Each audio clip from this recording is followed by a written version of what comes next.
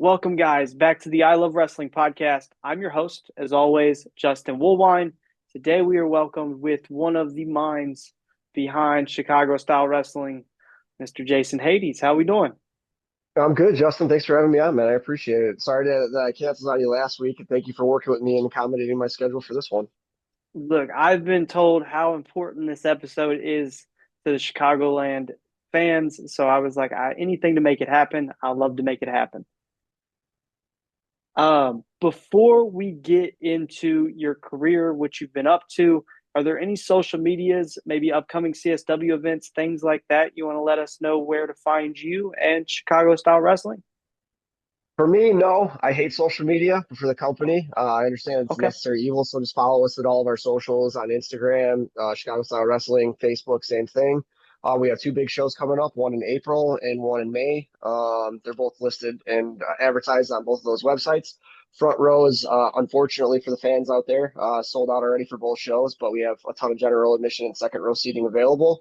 Both cards look fantastic. I have pretty much written everything concretely at this point, and I'm very excited about both shows. And I know a lot of people that are on the inside track and know what we have planned are excited as well. So it should be a good next couple of months for CSW. Definitely. As a fan, CSW is the first Chicago indie that I've experienced, which is crazy. I've lived in the Chicago area for like 10 years now, but it's the first indie around this area I've been to, and by far, bar none, my favorite. I love going Thank and you. interacting with fans and the wrestlers and you guys. It's just a blast. So just to put you guys over real quick, CSW, I would say top indie in the Chicago area. We Uh, appreciate that, man. Seriously, especially for someone like you that is well rounded and has seen a lot of the product in the area. That means a lot coming from you. I know that comment doesn't come lightly from you. So, I mean, it's a team effort, everyone pushing the machine forward, and it's a blast to see what everyone is capable of each and every month. Um, just level of excitement has gone up over the years from everybody, the fans, the workers, production. Um, pretty much just everybody. It's a fun place to be every month, and I feel very fortunate to be a part of it. I was at the last event, and it was a packed house, like almost standing room only. I don't think you could have squeezed any more of us in that building. Um, is getting like a bigger venue something that you guys are looking to do? Because I know like lately they've been packed houses. So we are on quite a streak right now where they've been. I mean, I think we sold out 5 or 6 shows in a row now. Where that is definitely becoming a cause of having that conversation between Boz and I. We ran December in Elmwood Park last year. That was very successful. We all but sold out that venue. I think we were just short of like 700 people on that one. But the logistics of a show like that versus what we do in Franklin Park every single month are there's a stark contrast between the two. The stress level for the Elmwood Park show is definitely a lot higher. I remember having to book and promote that at the same time as our November show, which is typically our biggest show of the year. It kind of wraps up all of our storylines. Then we start the new season in January. But adding that extra show in December and at that scale, I mean, that was a huge stressor to see everyone come in and work their asses off the day of, though, and to just see the crowd and how energetic they were and how excited they were about everything. There was definitely an electricity in the air in December. If we could do that every month, that would be amazing.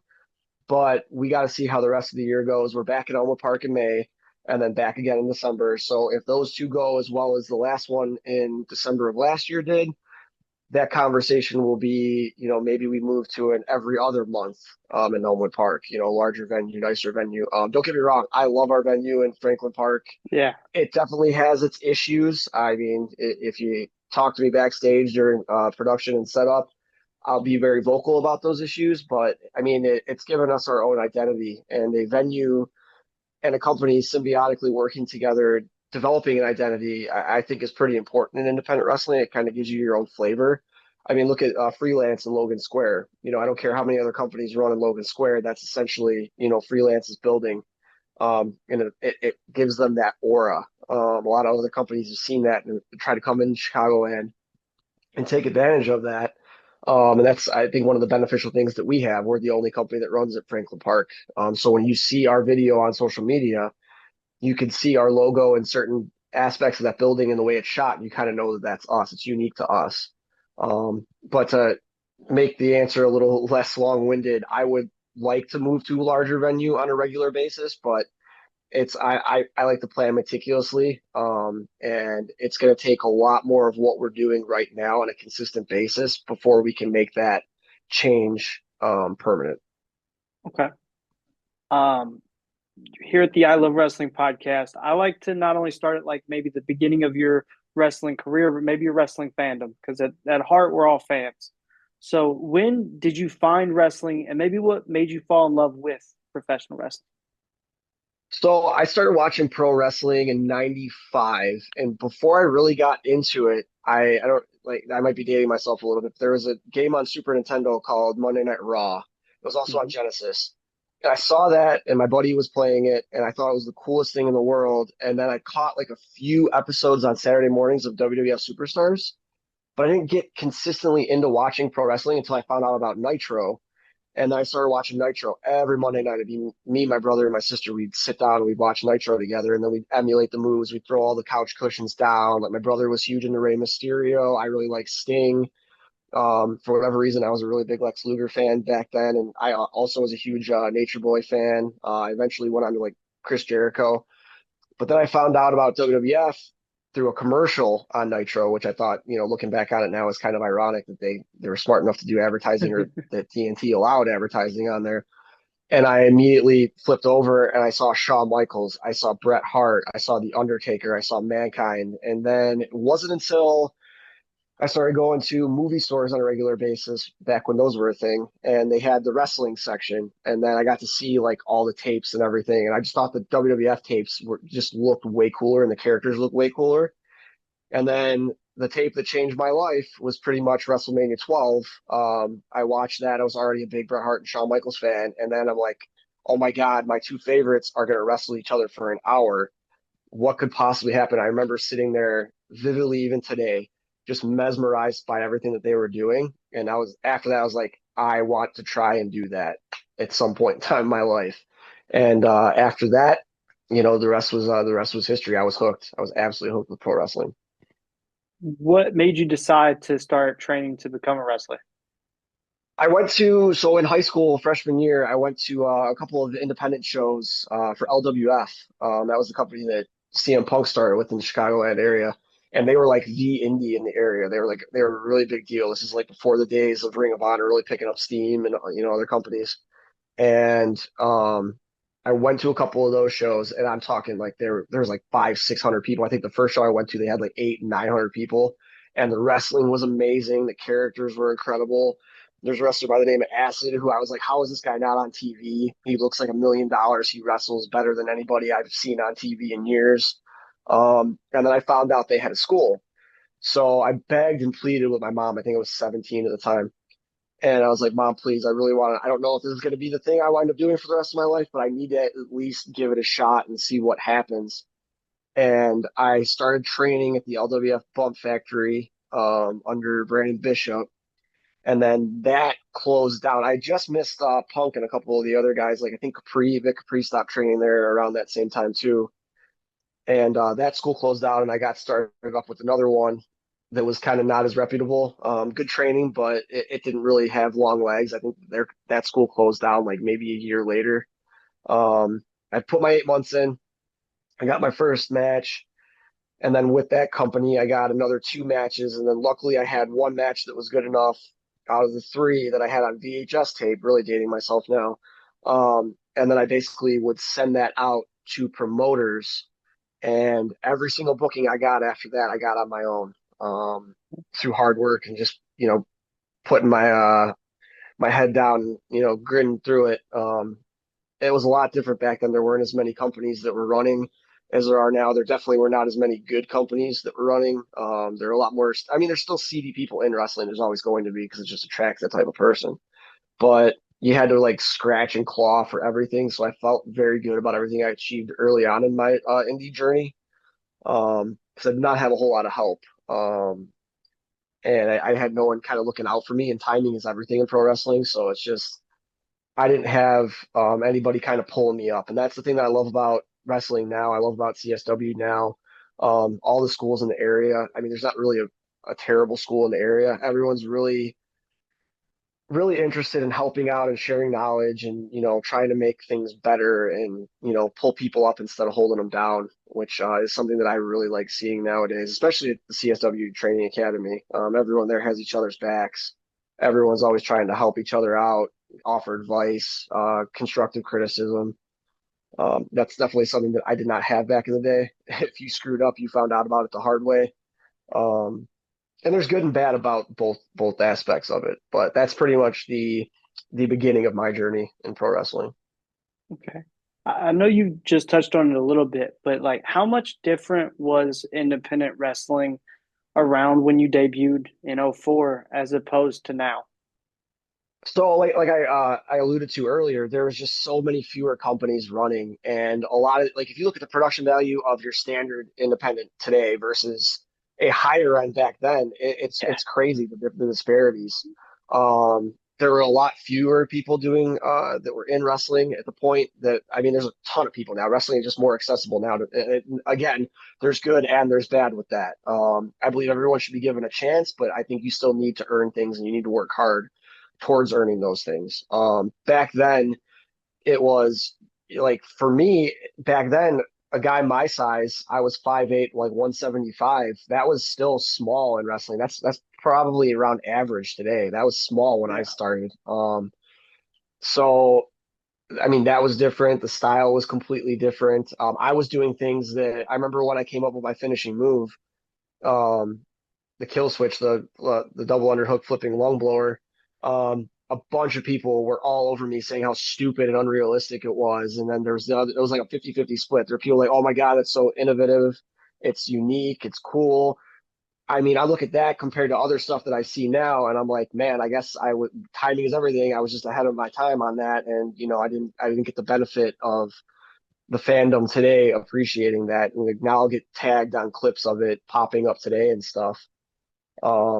But back then we didn't have the availability of YouTube. Like I had to, like I said earlier, I had to send out like I had to copy a bunch of VHS tapes and then send them through snail mail for promoters to be able to see my stuff. It wasn't really until like things like MySpace started popping off where you can put like a resume on there. You can connect socially with promoters or other wrestlers like that.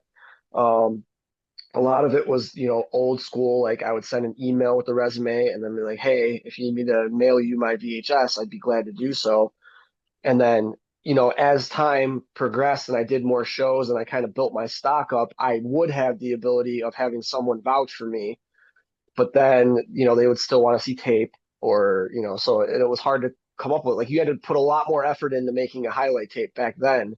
Then, I mean, kids today, like their video editing skills are it's just absolutely crazy what they can Yeah. accomplish and how good they can make themselves look. But at the end of the day, it all comes down to the live performance.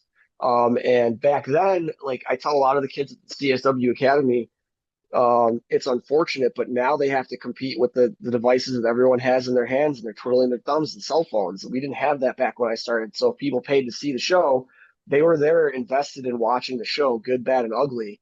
Now you could have two people, guys and girls, going out there just absolutely killing it.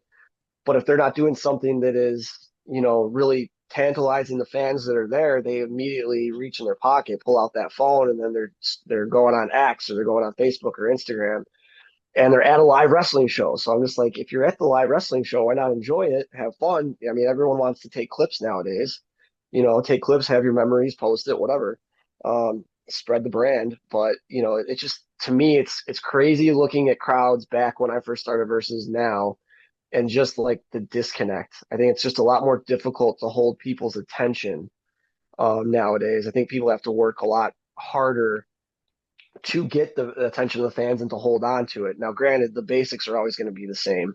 The emotion's always going to be the thing that hooks people and draws people in the long term. And because I mean, you as a fan, like you can tell when someone in the ring is being real and when someone is just going through the motions and trying not to screw up and being a robot. So but I think it's a lot more difficult for the guys and girls today having to compete with the cell phones. I definitely felt fortunate not having to compete with that back in the day and just having the fans' undivided attention when they're in the building. Definitely. Like I can even tell you like sometimes I don't want to say I'm guilty of getting on there and scrolling, but definitely like getting guilty of maybe getting on there and posting, hey, this insane clip happened, or hey, this Hmm. match, or this person won, or things like that. Like, especially maybe as a podcaster, I get caught up, like, for instance, anytime Lily's in the ring, big fan of hers. Like, if she Hmm. wins, I post it Hmm. immediately. Or Quintero, he wins, I post it immediately. Russ Hamilton, if he just shows up somewhere, I post it. So like, it's one of those things that maybe subconsciously now it's just there. It happens. Hmm. That I guess back in '04 you didn't, or '05, '06, '07 you didn't have that because cell phones Hmm. were a flip phone. Hmm. Yeah, the video is a lot more pixelated than it is now with your 4K capabilities and 60 frames per second.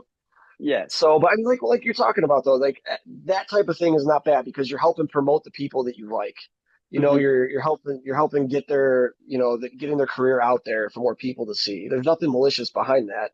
And that's not really what I was referring to. I was referring to the people that get just engrossed in their Yeah. phone, No, I know and what you you mean. see them and they're just down like this the entire time. Like what No. you're doing, I think is one of the beneficial things of the cell phones being at shows.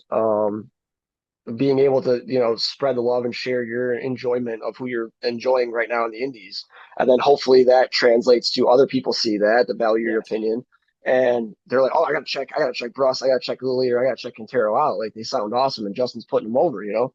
So that's one of the nice things about social media and the technology that's rampantly available out there today. 100%. One thing that one of the first things that really sparked my interest about your career is in MSPW, you had a feud with Silas Young for the Mhm. title. Ends in a 60-minute Ironman match. What was that feud like? Tell us about what it was like working with Silas Young back then and what it was like for you to work for MSPW. MSPW was the first company that really gave me a chance. They're one of the companies that I referred to that I sent out a VHS. They said, all right, you were trained by Brandon Bishop. All right, that's good. Your singles match looks good. All right, come on in. We'll try you out. I had a tryout match. It went pretty well. I was a consistent part of the roster after that, and just like they had a multi-tiered booking system there too. I was one of the bookers, uh, they kind of tended to like me a little bit more than another young guy that they had that they were pushing at the time, just for different reasons, different strokes for different folks. And then I was told that I basically was going to be put into a program with Silas, who was, one of the best indie guys, that hadn't reached that. And this is before he reached that Ring of Honor level. And I remember they proposed the idea of the 60-minute Ironman match, and that there was a period of time where all anyone could talk about was the Chris Hero CM Punk 93-minute match they had for IWA Mid South. And I Yeah. thought that match was awesome. And I was a big fan of that match. And I was like, man, I'm still really green. If they're trusting me, I know physically at that point in time I could do 60 minutes. But I was surprised that they actually had that kind of faith in me. Um, and I'll still remember. I'll never forget it. I should say. Right before we went out there, Silas actually came up to me. He's like, "Hey man, I'm not trying to make you nervous, but I'm nervous as fuck right now." And I'm like, "Oh God, if he's nervous, this is going to be really interesting." Because I looked at him. I'm like, I was hoping he was going to hold my hand through the whole thing. So yeah, we put it all together, and then we went out there, and it was a lot of fun. It was definitely more physically demanding than I thought it was going to be. Holding an audience's attention, even back then for 60 minutes, I mean, it's challenging. And we structured it to where we weren't going to rip off the Shawn Michaels, Bret Hart, or Angle Lesnar Iron Man matches, or even the Triple H Rock one. I mean, we actually kind of modeled it more towards the Triple H Rock one, where we were going to go a long period of time and distance into the match before we started getting falls on each other. I think we didn't start getting falls on each other until like the last 5 minutes. And that really got the crowd into the end of it.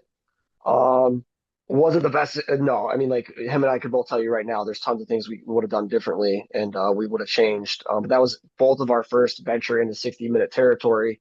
And I am proud to be able to say that, I mean, I'm one of the people that's been able to go 60 minutes. That's not a common thing. I guarantee you can pull a bunch of people on all the major companies, and none of them have probably even gone like over 35 minutes. Granted, there's tons of them that have and have done it very well at a very high level, but to go 60 is like kind of like a badge of honor. And to do it with someone like him, I definitely I feel very lucky and privileged to have been able to not only do that match, but to have the company that gave me my start have that kind of faith in me to pair me up with someone like him and to be able to do that. And I remember that helped me out a lot. That got me a lot of buzz at the time that it happened.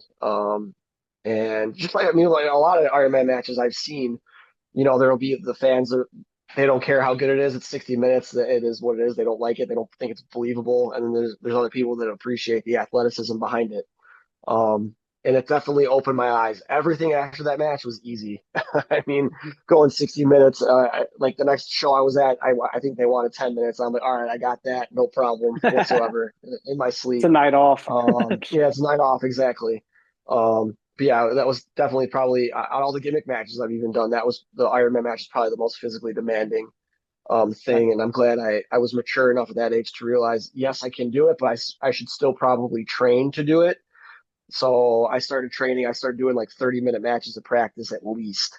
Then I would try and do maybe like, because our class sizes were a lot smaller back then. I think there's like 6 people in my class compared to the 15 to 20 that are at CSW nowadays. But I would try and do two 30-minute matches a night to not just take up the ring for an hour straight. And it started getting easier. But yeah, that match was a lot of fun. You brought up IWA Mid South before. IWA was actually my first experience into independent wrestling when I was a kid. Not Mid South. I was in West Virginia at the time, so I watched IWA East Coast with Madman Mhm. Pondo, Too Tough Tony. But what was your experience like working for Mid South? So when I got to Mid South, it was kind of it was an interesting time. A lot of the guys that had made their name at Mid South had moved on to bigger and better things. So there weren't too many Okay. people left. That so it was like kind of like a weird area for that company. Um, and everyone's got their opinions of Ian Rotten. He never did anything wrong by me. I mean, yeah, when I stopped working for him, I was owed a decent amount of money, but everyone is. It's the Indies back then. It is what it is. I learned a lot from him. He gave me a lot of opportunities. There are guys coming around like Chris Hero, who's one of my favorite wrestlers of all time. I think one of the most underrated wrestlers of all time. Guys like Jimmy Jacobs that would come in. He was at a different point in his life too, but he would still share knowledge. You had guys like Sammy Callahan coming in, Ali coming in, Ricochet building up, Chuck Taylor. I mean, there's a lot of people there that were very talented and wanted to work, but it was a weird time for the indies. Like I said, a lot of the people that had made their names on the like the load of mid range independents had moved on to Ring of Honor or had moved on to TNA or WWE, and so there wasn't like that superpower superstardom on every locker room and in every locker room on every show like there was at the beginning of that era, like in the early 2000s. But I mean, I had a ton of fun. I wrestled Ricochet a bunch of times. Him and I had a blast every single time we got in the ring. Ali and I'm still really tight with him today. He's one of my best friends. And we forged that friendship through traveling all over the place for Ian wrestling, all over the place for him. Um, like companies like Mid South and Elite Pro Wrestling. It's where I met Marche Rocket, who's still one of my really good friends to this day. You know, I got to compete in the cage match with Jason Quick at TPI, which was a blast. That I mean, like the most nerve-wracking thing about that match for IWA Mid South is TPI was like the tournament on the Indies. And it started kind of losing a little bit of its luster at that point. But the draw wasn't the thing that made me nervous or the match. It was everybody in the back that was there that I knew was watching the match. That was what made it feel like a pressure cooker. And to know that we went out there, we delivered the match that we wanted to in the circumstances. I mean, I've been in a lot of cage matches, but that cage was something else. They constructed it out of 2x4s and rolled chain link fence. I thought when we got to the building that day and they were putting it together, I thought it was a rib. I went up to Ian and I'm like, where's the actual cage? Because there's no way we're wrestling in that. And he's like, no, that's what you're wrestling in. So and Quick and I had a bunch of things that we had wanted to do. And yeah, that a lot of it was we had to scrap a lot of it because of the way that the cage was structured. And it just wouldn't have been safe. So, but if I look back finally on that match, I think we did everything that we could given the circumstances that we were put in, and I think Ian got the match that he wanted out of us and the finish that he wanted out of us. Okay. Definitely comparatively to all the other matches that happened that weekend. That's the thing about Mid South. Everyone was so good, and everyone was always trying to outdo everybody else. Um, it really made you step your game up and raise your level, or at least made you try and raise your level. And sometimes, I would fall short of that, and I'll admit that. And other times I'd knock it out of the park. It was a battle. It was like a roller coaster ride. You didn't know what to expect when you showed up at Mid South. Okay. Um, a big staple in IWA and one of my favorite indie wrestlers, maybe of all time, just because I watched him when I was little and he'd give me the time of day, is Too Tough Tony. What was your experience like working with him in IWA?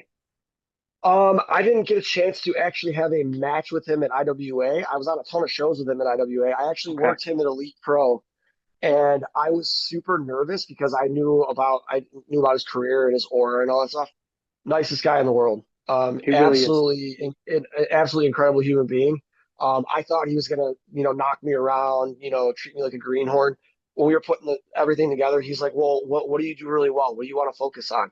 And he taught me like, "All right, we should put it here, and this is why, and all that." Like, it was out of left field. I did not expect that from him at all. I remember dreading that match driving to the building because I'm like, all right, well, I'm just gonna get my ass beat for however long we're down on the match sheet, and I could not have been more incorrect. And again, Elite Pro it was really good about booking. They wouldn't have put me in a situation like that. They didn't think it was going to be beneficial for me, Tony, and them. So I still remember. I actually want to go back and watch that match again because I think every single time I've ever watched it, I'm always surprised at how like well him and I gelled. That match, like I remember getting done with it. I'm like, damn, that was a completely different experience than I thought I was going to have in the best way possible. And every single time he was on any show, he was just a blast. Good dude. He treated everybody the exact same. Fans too. It didn't matter where you were on the show. He's just a good guy. Okay, I really enjoyed my time working with him. I'm glad I had an opportunity to work him in singles. Definitely. He's one of those guys, I'll be honest, like he was one of the first two to ever respond to a message to get on the podcast. And it was something I never thought. Like my dad actually was like, "Hey, message Madman Pondo and Too Tough Tony." Like we talk to him all the time at backstage, or not backstage, but like after shows and outside. He's like, "I'm sure they'll do it." And I was like, "There's no way." And sure enough, Tony was one of the first people to respond, first people to get on the podcast. So without him, honestly, we probably wouldn't be sitting here because I never would have started interviewing professional wrestlers. So Yeah, he's just somebody that I don't think gets enough credit for what they've done in the business at all. Um, yeah, he's uh, he's definitely given a lot back. Definitely. Something fun I like to do here on the channel is, as podcasters, a lot of times I feel like we're pressured not to act like fans. We're pressured to act like Mhm. journalists and things like that. So to break that cycle, I went through your career, found five guys that you've faced off or teamed with that interest me the most. And I just want to know what your experience was like working with them. Okay. I'm going to start with another star from Chicago, Mr. Colt Cabana. Yeah. Colt's an awesome guy. Very knowledgeable. Has definitely made a career just as a journeyman in wrestling. Um, he's a guy I was very intimidated by the first time I met him. We've since become, good acquaintances and everything. Um, I learned a lot from him. He was like one of the first bigger quote unquote names that I got to work with early on in my indie journey. And he's just a riot, man. He gets the most out of the littlest things, and that's what the true greats in wrestling do. Um, he was a lot of fun to work with. Okay. You mentioned the next guy a couple times, but what about Ricochet? At the time, like he and him and Jason Quick were probably two of the most athletic people I've ever seen in a wrestling ring at that point in time. And Ricochet was a blast to work with, just very creative. Our styles gelled very well. Even if we were doing baby matches, I knew what his strengths were. He knew what my strengths were. Hmm. I enjoyed getting to the building and hearing what he had to contribute to the match. And then we just sit there and we piece it together. And he'd be like, "Well, why don't we do your thing here?" And I'd be like, "Yeah, I really like the thing that you have, but let's do it here." And here's like, and we would just talk, and we just always like gelled really well. Putting stuff together with him, it didn't matter how long we were going or how physically intense it was still a night off, because it was a lot of fun in the regard of creativity. It was never like we never had the same match twice, and it was easy to change things up and do things differently. And I don't really talk about stuff like this that often, but I noticed that he's been doing the leg tape on his leg. And I'm like, oh, that's interesting. He wrestled a guy back in the early 2000s that did that, and no one else was doing that. So I wonder if he was watching old tapes one day and saw something that we did and saw that I was doing that because I just thought that was funny when I saw it on AEW when he was doing the like tape thing. That's great. Uh, So, One that really stuck out to me that I wasn't expecting, going through the catalog is Jim the Anvil Neidhart. oh yeah. He was not. I'm not speaking ill of the dead at all. He was a very nice guy. But when that match was booked for Dreamwave, I was like, I don't. Is it like is Jay Russell messing with me? Is this like because the size disparity? Like I always thought he was a bigger guy, but when I got to the building, I'm like, holy jeez, he's way bigger than me. Luckily, I was a heel, and I'm like, all right, my job's easy. I just got to bump my ass off for him, just to throw myself around, make his life easier. And yeah, when he got to the building that day, not in the best frame of mind. Hmm. And the match, I think we were scheduled for like 10 to 12. And I remember, we were putting stuff together and everything. And I kept coming up to him like, "Are you sure that's all you want to do? I mean, we have this much time. Like I don't want to get in trouble with the promoter. Like you're the name here. You're the draw. I'm just the guy that's going to be bumping for you. I understand my role." But he's like, "No, no, no, we'll be fine. We'll draw it out. Just sell. We'll be great." We go out there, we do our thing. I think the match wound up being 3 to 4 minutes, and we walk through the curtain, and the promoter obviously can't yell at him. So he comes up to me and he just starts, berating me. He's like, "What the hell? Why did you guys go so short?"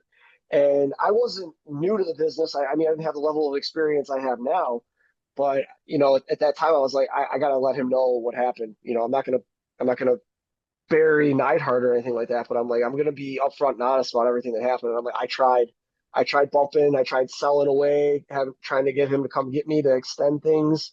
But at the end of the day, Neidhart's the veteran. He's the quarterback. He's gonna do his thing, and I just got to follow the lead.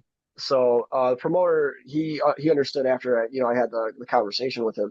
But I was bummed. That was like the one of the first big like names that I got a chance to wrestle, and that was kind of my first foray into understanding how some veterans are. Granted, he was a very nice guy. Took care of me. He was very safe with everything. Did not take liberties with me at all. And even though the match was only 3 to 4 minutes, he had no problem like debriefing me afterwards and telling me things I could work on and all that stuff, which I thought was nice. That's great. But yeah, I never really got excited about working a name ever again. I was like, all right, I'll take each one as they come. I'm not going to get pumped about it because it all depends on the mindset and the mood they walk in with that day. Yes, Because like at the end of the day, who the hell am I? I'm just a guy on an indie show that's getting a chance to wrestle someone that's wrestled all over the world for the biggest companies, in front of thousands, tens of thousands of people. So it was like as an experience, I would say it was a wash. It wasn't good or bad. I definitely had better experiences after that. So I mean, I don't regret it at all. It's definitely a good story. I really relate to the part where you mentioned not maybe that's one of those that made you not go into other like matches getting too excited because like I've had a couple of experiences like that podcasting where like I'm Hmm. really excited about this guest and then you get them on here and maybe it's not exactly what you thought like and then it just leads you to now know okay now I got to go in this professional if it ends up being that moment that I was hoping for great if not it's work, if that makes Hmm. sense. Yeah. So it definitely happens to Hmm. wrestlers, podcasters, all of us, fans. So it's, I guess, something to be aware of, to just look out for. Hmm. um, Up next, somebody else you mentioned at the time went by the name Prince Mustafa Ali. Hmm. Yeah, still a very good friend of mine till this day. I don't even know how many times him and I have wrestled. A We lot. traveled everywhere. Yeah, yeah. We traveled everywhere together. It was I still remember the first time he ever went over on me was at IWA Mid-South, and that's when he started doing the inverted 450. And he had hurt one or two people, like obviously accidentally with it. And as a rib, I knew he was gonna take care of me, but I had to bust his balls. So I was like, please don't kill me on that before we went out there to put it in his head to take care of me. And we go out there and he bumps me. And then as he's going up, I'm like, hey, man, please don't kill me. Please don't kill me. And he hits it. And if you watch it back, the pinfall happens, the 1, 2, 3, and he gets up, just giving me the both middle fingers and everything and all that stuff. And it was for a couple of reasons. It was the first time he had beaten me, and the second reason was is that he hit it flawlessly the way he intended, and he just felt like he was on top of the world at that point in time, which is like I love that guy. I can't speak more highly of anybody. I think he's one of the best wrestlers, hands down, in the world today. I'll challenge anybody to refute that. Um, and I'm really happy to see what he's doing in TNA. The way like he's a star through and through. Um, I think a lot of people that hadn't seen that before are starting to see that now and starting to realize that now. Every single time, like the great thing about him was back in the day when we were working so regularly, we'd always push each other. We'd always challenge each other to do something new. And he was always one of the best at getting me out of my comfort zone. Um, Especially, like professional wrestling, I call it like a relationship. Sometimes you have your good times, sometimes you have your bad, sometimes you're super in love with it, and other times you absolutely can't stand it. And no matter where I was in my wrestling journey, he always was able to get the best out of me because he has that way about him. And I've talked to other people that have worked him too that could say the same thing. Just like when you're in there, you're motivated. You want to be the best you can be, because he's going to bring the best of himself the majority of the time, and you want to be right there with him. Um, and some of my favorite matches I've had were with him, for sentimental reasons and just from an athletic standpoint and a storytelling standpoint, just like an entire package. Um, he's definitely probably out of everyone that I've worked my favorite opponent. Okay. Uh, Last but not least, I got on the list is Chris Hero. Oh man, like I said before, top five for me. Okay. I love watching Chris Hero. Just the way he moves, the way he thinks. Um, Everything he does is just so smooth. Um, Probably top three mind I've ever had the privilege to engage in conversation of pro wrestling. I wish I had a match with him when I was more mature and confident in my ability, because when I was put with him, I did not belong in the ring with him at all. He carried me through that match. I did my part to try and keep up with him, but like again, for a veteran with as much knowledge that he had even at that point in time, he was very giving. Had no issues debriefing me afterwards. There's definitely a little bit of like, all right, I want to see what this young, good-looking, kid can do, and like he doesn't belong in the ring with me. That definitely was there when we were working, which for me was a good reality check at that time. Like I thought I was good, and then I got in the ring with him, and I learned quickly that I was not good. Um, and just the amount of things that I learned from that one match, it was very valuable that early in my journey. I just wish I would have gotten paired up with him more at that time. And again, later on, a couple years later, when I had a little bit more maturity and time on in the wrestling business. Okay. Um, what brought you into the fold at Dreamwave? I was kind of like fizzling out with like I was starting to kind of like lose my passion with wrestling. I was at Mid South. Things were kind of taking a downwards turn at that point. Business wise, they had moved to Bellevue, which for me was a longer drive. The crowds were like hit or miss.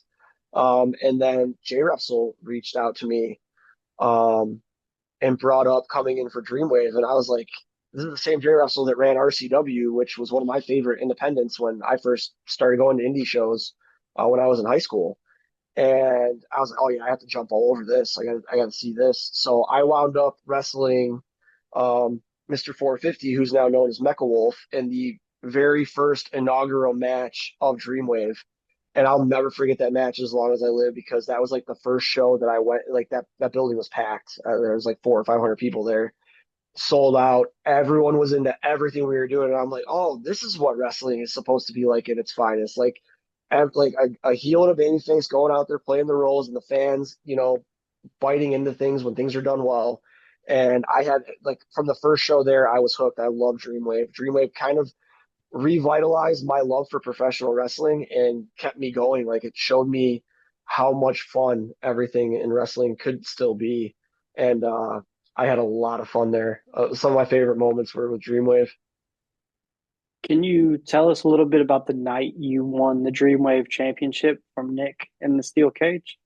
Oh yeah, that so they had I was approached with the idea of the turn and all that stuff and getting kicked out. And Nick and I had gone way back. We had done the A list, which is still one of my favorite pieces of work that I've done in wrestling. That group was a lot of fun. Me, Juice Robinson, Nick, Nikki Mayday is our manager. Eventually, Rylan Fox is our manager. Marche, Nick, just pretty much everybody that was involved in that. They were all, I mean, world class guys. Um, and then we do the series of matches that was going to be in a cage, and that was going to be the first like legit cage match I had ever been in, because I'd been in the one before with Quick, though, in the wooden structure, the chicken coop for IWA Mid South.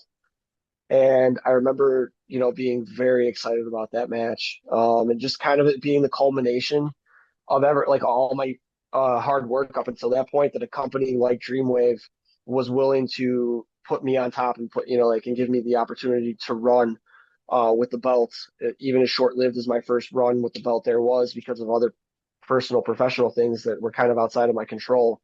Um, that cage match, I'll never forget the pop that we got for the finish. Um, Me lay in the chair over Nick's head, and I use the baseball bat and I clock him in the head, the chair and into his head, and then put the bat on him, for the 1, 2, 3. That place erupted. I mean, it was crazy how just excited everybody was. I had had very few moments like that in professional wrestling, and that moment will always mean something to me, because all my peers came out.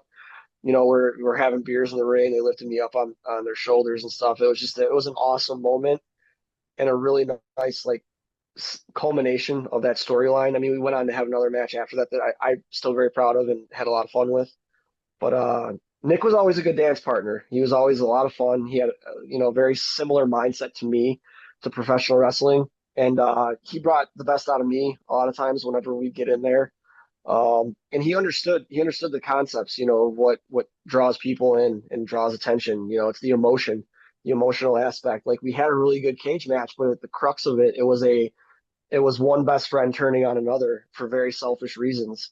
A lot of people that watch pro wrestling have had that happen, whether that be in their youth, or their adolescence, where you've had a friend stab you in the back, for something that they've wanted.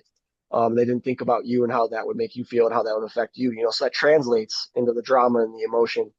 And then to have us in the cage, and do all the fun stuff that we did, I'm very proud of that match. That's definitely one of my favorite matches throughout my career. Do you have a favorite title defense when you held the Dreamwave Championship? Either of the two matches against Davey Richards. Okay. Because at that time he was being touted as the best in the world. So that was another situation where, he was having all those incredible matches with Michael Elgin in Ring of Honor and everything at Hmm. that time, and he was a machine. I was super nervous to be paired up with him, especially knowing that we were going to be going at it twice. So I definitely changed my training and the way I was going about everything, because I was like, this is my opportunity. Like, I don't know where it's going to go. I like at that point in my independent journey, I had no idea where I was going to go in wrestling. But I was like, this is an opportunity for me to go in the ring with one of the best in the world and at least hang with them. I want to have that chip to say that I hung with them. So we had the first match and it went really well. I didn't, I kept up with him. I didn't have any issues, and he was a lot. I kind of like earned his respect, because anytime when you're working at a high level like he was at that point in time, you're kind of guarded when you're coming in contact with someone new. You know, you obviously want to put your best foot forward, but you got to protect yourself. And then I think I earned his respect and his trust after the first time we were in the ring. And the second time we definitely went at it a little bit harder. And he pushed me a little bit more than he had the first time, and I kept up with him again. And that was a lot of fun, you know, looking back on those matches and seeing how physical they were. And it was a true test of my mettle at that point in time. Not to be cliche, but it was. I look back fondly on those two, and I know everyone that I got a lot of positive feedback on both matches from him and everybody else that was watching it and involved in putting that all together. Okay. We've mentioned Steve Boz a couple times. When did you first get the chance to meet him? Oh, I met Boz in Dreamwave. It was either in 2008 or 2009. I knew all about him. Like he, you know, was a Chicago legend. Everyone knew about Boz, Windy City Days and all that stuff and all the other stuff he'd accomplished. And you know, the first couple of times I was like, oh, I don't know what to think about him. You know, he's got a very loud personality and everything. But like when I got to know Steve, he was just one of the nicest guys ever. Has a really good heart, you know, good intentions for pro wrestling. He just wants to get back to pro wrestling. I could tell that even back then. And him and I had very similar mindsets for pro wrestling. So, you know, like we like the same things. Um, and we got to talking a lot and we became friends over the years and stuff. Which is what made coming to CSW all that much easier. Okay. Is he what brought you to CSW, or was there something else? Yeah, so initially when I met him, you know, he opened up CSW back in the early 2010s. Yeah. Um, and he booked me on shows there and I had a blast. You know, it was a lot of fun. He booked a lot of really good people. You know, like the production wasn't there, you know, and all that. Like the flyers were not bad for the time. You know, giving credit to Marco Anthony on that. Like they were for the time they were pretty good comparatively to what was out there at the time. And he just booked really good people. Like the roster was pretty solid for the most part. Everyone was a good mechanic, like a good hand in the ring. So you got to work with a lot of decent people, and he'd bring in names here and there. And it was a lot of fun. But there was definitely like that kind of like that old school mentality where you had to look a certain way to be at the top of the card, or you had to be like an old timer to be, you know, at the top, you know, of that company. So I know that rubbed certain people the wrong way. But you know, for me, I was just happy at that point in time. I was just happy to get booked, you know, and I was one of the ones that was fortunate that got booked and was given opportunities. And Steve gave me an opportunity to work with CSW at that time, so it was a lot of fun, an additional company to work with, and on top of Dreamwave and Mid South at that time for me, and Elite Pro. When did you transition to doing like backstage, behind the scenes stuff, or training and things like that? So the genesis of everything with CSW now started in 2019. I had already been back in wrestling. I came back in 2017. I started taking more regular bookings, but at that time, I was like, you know what? I always envisioned myself later on trying to run my own company or to, you know, book and promote and everything. And at that point in time, I had reached out to freelance about coming in, you know, like, hey, I like what you guys are doing. They had already had me in for the one match with Vic. I liked what they had done. I liked a lot of the kids there, and I naively approached them and was like, "Hey, I'd love to come in and put the kids over and help out any way I can and stuff. I'll do it on the cheap. You know, I just want to be a part of it. What you guys are doing." They didn't have anything for me at that point in time, and that's completely understandable. So I pivoted, and I was like, "All right, well, if I can't give back in that way, what if I started my own company?" At that point in time. So I started running the numbers and the logistics of all of that. And, you know, there was just so many companies popping up around that time. This is in 2019 at this point. And there are so many companies in the Chicagoland area. I'm like, that's all Chicagoland needs is another indie company, you know, and then I'd have to start from the ground up. So I started thinking to myself, I'm like, all right, you have CSW here that has good bones. It's got potential. It just needs somebody with a vision to push it forward and to get it to that next level. So I went and I talked to Steve and Marco Anthony at the time, who were the owners of the company, and I'm like, I want to invest in CSW. Can we have a sit down talk about this? So we scheduled a sit down talk, and I knew before that talk I was going to come in. I'm a very professional person and I take what I do very seriously. So I had a new logo design, which is the logo that everyone now knows and associates with CSW. And I had a vision and a plan that I wanted to do and what I wanted to overhaul. So I sat down with Boz and Marco and I slid the new logo across the table. And I'm like, I want to invest and I want to take over the book. And I want this to be the new image of CSW. And this is what my thoughts were. I wanted to upgrade the lighting. I wanted to upgrade the ring appearance. I wanted to upgrade the entrance. I wanted to upgrade the flyers. I wanted to upgrade everything pretty much. So they both, were like, all right, yeah, let's do this. Let's go. And I took over the book in October of 2019 was the first show that I booked slash promoted. Um, and obviously, like throughout the time, the 5 years that I've been doing this now, um, yeah, it'll be 6 in October. Um, we've had a lot of different changes in production and and just everything. But the idea has always been about presentation. You have presentation, it makes people look like stars. It makes them more valuable. They feel more valuable. They put their best foot forward when you have them, and it just benefits everybody. And the whole idea of me coming into CSW, and because I book everything. I'm in charge of booking and production, and it's me and Boz running the ship. But the whole idea was to give back to wrestling. I wanted to leave wrestling better than where I found it, and I wanted to create a place in Chicagoland where younger people can come and get good promo pictures, get good show pictures, get good video with high production quality and high production values that they could then use to get other bookings elsewhere for larger independents and larger shows. Now, I had every intention of growing the company to be one of those larger independents that people would want to seek out and get on. And I think we are on that track and on that path.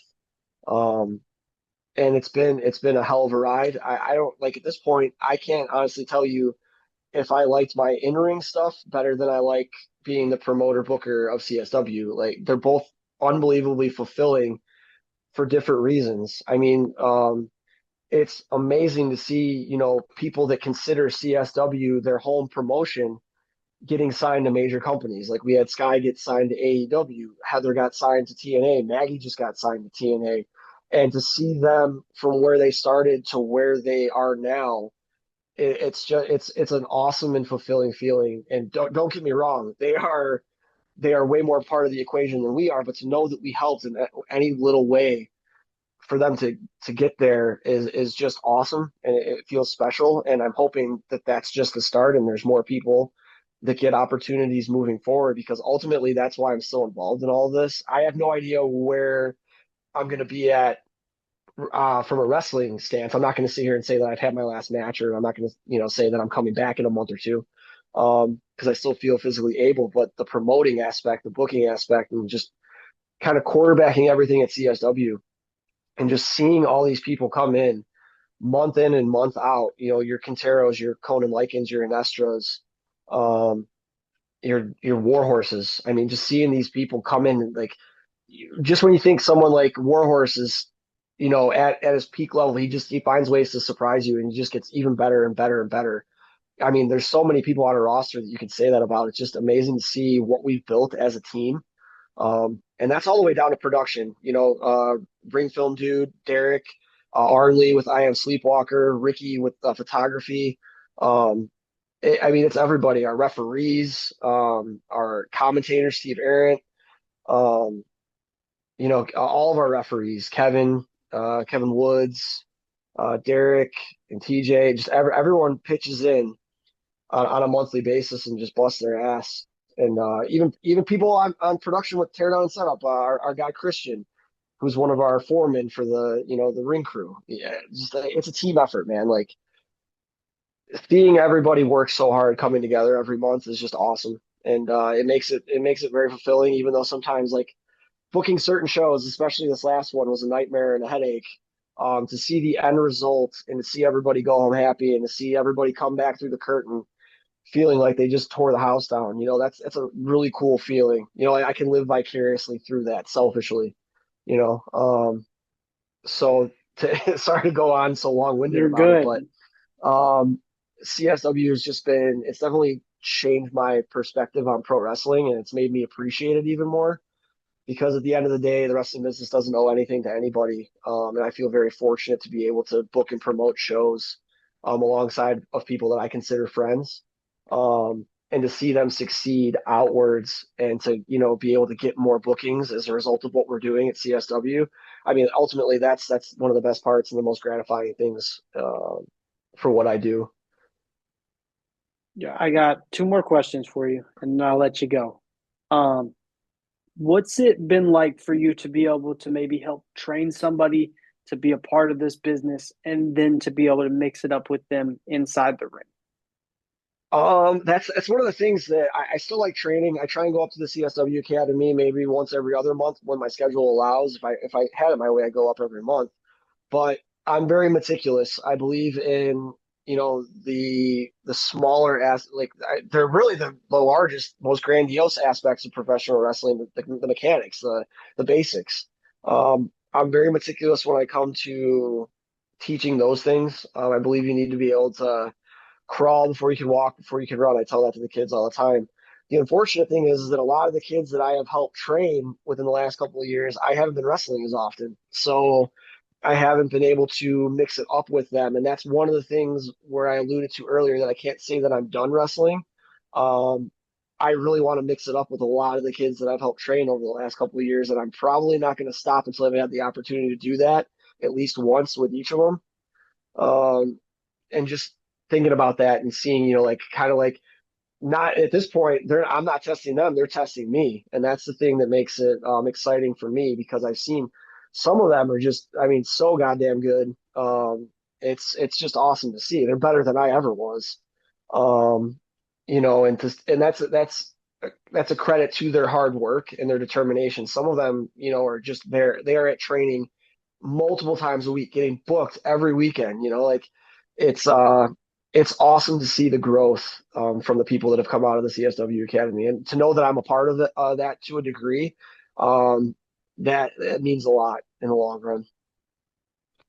Okay. You kind of answered my last question of could we ever see you back in the ring? So I'm a pivot. What are the goals for CSW within this next year? The goals for CSW this next year is to just keep increasing our footprint on social media, keep putting out quality content, generating buzz, becoming more of a place that people are not using as a springboard, but the place that people land from the springboard of other companies. That's Okay. my ultimate goal for CSW. I think we're on track to do that. It just takes consistency and patience and time and just hard work. And I'm definitely surrounded by people that are all about that. If they weren't, they wouldn't be involved in what we're doing. So moving forward, I just want to keep up doing what we're doing. Obviously, that's the thing that's awesome about professional wrestling. Every single show provides opportunities for us to learn, and I try and take advantage of those opportunities to learn. And just bringing in, other people that are young and hungry, or established people that are hungry and still want people to know that they can go and that they're, all about, tearing the roof off of a house, and everything. Bringing those people in and then having them square up with the people that I believe in, that deserve to share the ring with them, and making the people that are younger in this business know that you can stand in the ring with these people and go toe to toe with them and look like an equal. I want to do more of that moving forward and just keep building what we're doing because I mean, it's been stressful, but it's been ultimately fun. I love telling stories. I love telling long-term stories. And I like having the payoffs mean something to the people that are involved. And in turn, it means something to the fans too. Um, just keep in closing with that question, which is this is a very good question. I just want to keep giving back to the people that give back to me, and help out CSW grow. If I can do that, at the end of the day, I think we'll get to the end point that we're trying to achieve. Because I owe that, like I said before, the wrestling business doesn't owe anything to me or them or anybody, but I owe it to them to give them the best that I have, just like they give the best to me on a monthly basis. So to give them the best, that's the goal for the rest of the year. Okay, sounds good. Jason, thank you so much for joining us. I'm excited to see what happens next with CSW. I'm a monthly viewer. I'll be there every month. And We I'm excited. appreciate that very much. Um, I'm gonna leave the open invitation. If you ever want to come back on, maybe we can dive deeper into IWA or Dreamwave or even CSW. I'd love to have you on for a part two, three, four, five, whatever we can do. Definitely. I enjoy that as well, Justin. Thank you for having me out, man. I really appreciate it. Of course, it was a blessing, and I'll just leave this off on see you later, Jason. You take care, man. I'll see you soon.